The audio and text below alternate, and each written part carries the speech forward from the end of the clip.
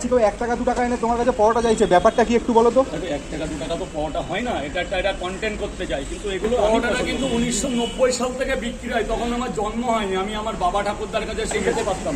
সমবয়সীরা আমার সাথে মিশতো না, আমাকে মানে এক ঘরে করে দাম। আমি যখন রাস্তা দিয়ে যেতাম, পাঁচটা বন্ধু থাকলে ওরা সরে যেত, তখন যে আমার কতটা আমি লজ্জিত হতাম। তো একটা ছেলেই যায় তো পরোটার দোকান আছে, হ্যাঁ, তোমার এই পরোটার উপর ব্যাপারটা কি, এত ভিড় কেন? দাদা দেখো, এই পরোটাটা কিন্তু 1990 সাল থেকে বিক্রি হয়। তখন আমার জন্ম হয়নি, আমি আমার বাবা ঠাকুরদার কাছে শুনেছি। তখন আমার বাবা মেসোয়াই ফলের খাতা, আমরা আজ থেকে না, আমার বাবা এই গোমাই থাকি আমরা 84 থেকে, যখন আমি মায়ের কোলেও আসি। তো আমার জন্ম 1992-এ, অনেক পরে। তো এই পরোটা আমি তখন থেকেই, আর হচ্ছে পাউরুটি আর রসগোল্লা, এটা আমি বাবা কিংবা আমার বাবার কাছে শুনেছি। যখন ওনাদের সাথে ছোটোবেলায় মাঝে মধ্যে আমরা কলকাতায় আসতাম, শেওলা তখন অন্যরকম ছিল, কোনো 4-এর এ ছিল না, 1 2 3 4 4-এর এ ছিল, এখন নেই। তো সেই সময় আমাদের পরোটা আমি কিনেও খেয়েছি ট্রেনের মধ্যে। আর ওই মিষ্টি আর ওই যে কোয়াটার পাউরুটি, এগুলো খুব বিখ্যাত ছিল এক সময়, কি দাদা ছিল না? রসগোল্লার ঝোল দিয়ে আর ওই মিষ্টি কেটে দিত, আর এই পরোটা। তো কোনোদিন ভাবতে পারিনি যে এই পরোটার লাইনে আসবো। তো 50খানা পরোটার দোকানের মধ্যে হয়তো কোনো কাজে আমি হয়ে গেছি। তো আমি চাই না যে আমি একাই, আরও স্ট্রিটফুডে 10টা দোকানদার উঠুক, তাদেরও স্বনামধন্য নাম হোক, তারাও যেন সমাজের কাছে, আমি একটা স্বীকৃতি পেয়েছি, এই আমার বড় পাওনা, তারাও যেন সামাজিক স্বীকৃতি পায়, কিন্তু ভালোবেসে মানুষকে যেন তারা ভালোবাসে, মা বোনেদের জন্য সম্মান করে।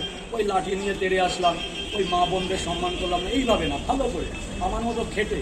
আমি কিন্তু পড়াশোনার জগৎ বাদ দিয়ে আমি কিন্তু এই বিজনেসে যখন নেমেছিলাম, তো চোখের জলে আমি কিন্তু আমি লজ্জায় বাড়ি যেতে পারতাম না।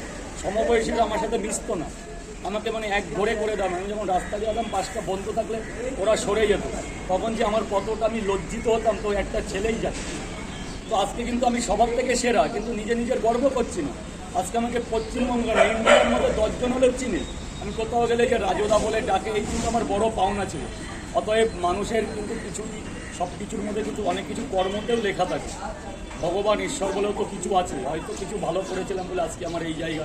তো আমি চাই এভাবেই সাদাসিধা থেকে মানুষের সাথে গভীরভাবে মিশে থাকতে, কোনোদিন কোনো প্রবোধারের মধ্যে পা দিতে চাই না।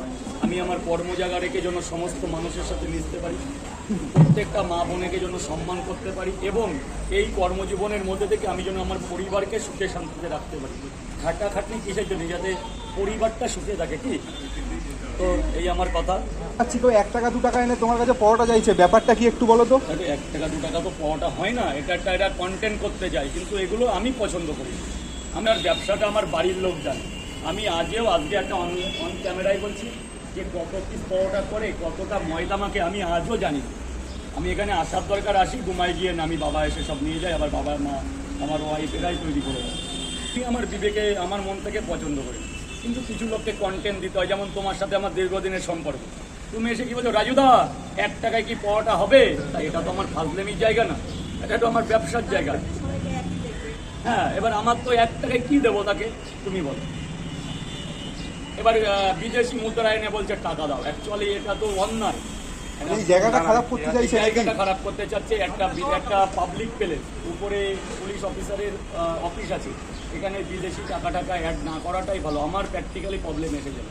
আমার কাছে আসো, পাওয়াটা খাও, রিভিউ দাও, যেটা ন্যাচারাল। তুমি ওইসব অ্যালাউ করছো না, তাই তো? পছন্দ করি না, কিন্তু কিছু ক্ষেত্রে আমার করতে হয়, যেটা আমার মানে কি বলবো, মানে দীর্ঘদিনের সম্পর্ক বজিয়ে রাখা, সম্পর্কের জন্য এইগুলো করতে হচ্ছে, কিন্তু আমি পছন্দ করি না।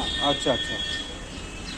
আর আমি চাই না কেউ আমার কাছে এসে এগুলো করুক, এটা কোনো কন্টেন্ট হয়। এগুলো তো পাবলিক প্লেসের কাছে আমি খারাপ হচ্ছি না। এখন পাওয়াটার দাম কি আছে? 3টে পাওয়াটা, আনলিমিটেড তরকারি, একটা আপেলের মতো পেঁয়াজ, একটা কাঁচা লঙ্কা দিয়ে 30 টাকা। আচ্ছা।